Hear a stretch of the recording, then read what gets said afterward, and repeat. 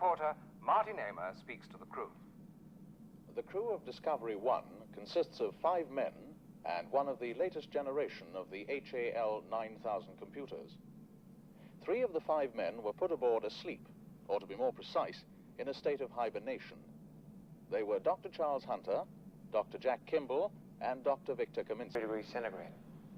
The 6th member of the Discovery crew was not concerned about the problems of hibernation, for he was the latest result in machine intelligence, the HAL 9000 computer, which can reproduce, though some experts still prefer to use the word mimic, most of the activities of the human brain, and with incalculably greater speed and reliability.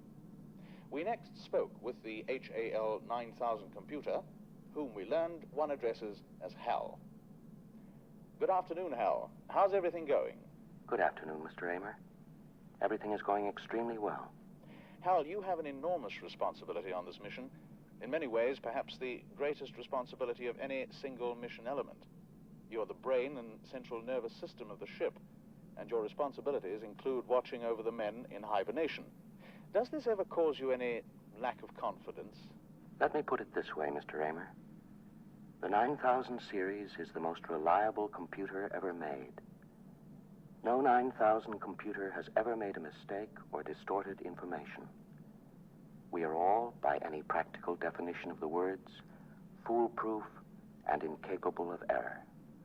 HAL, despite your enormous intellect, are you ever frustrated by your dependence on people to carry out actions? Not in the slightest bit. I enjoy working with people. I have a stimulating relationship with Dr. Poole and Dr. Bowman.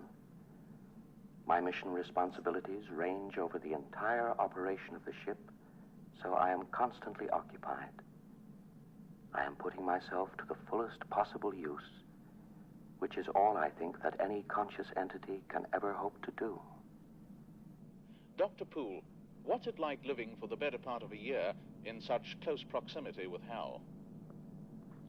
Well, it's pretty close to what you said about him earlier. He is just like a 6th member of the crew. You very quickly get adjusted to the idea that he talks, and you think of him really just as another person. In talking to the computer, one gets the sense that he is capable of emotional responses.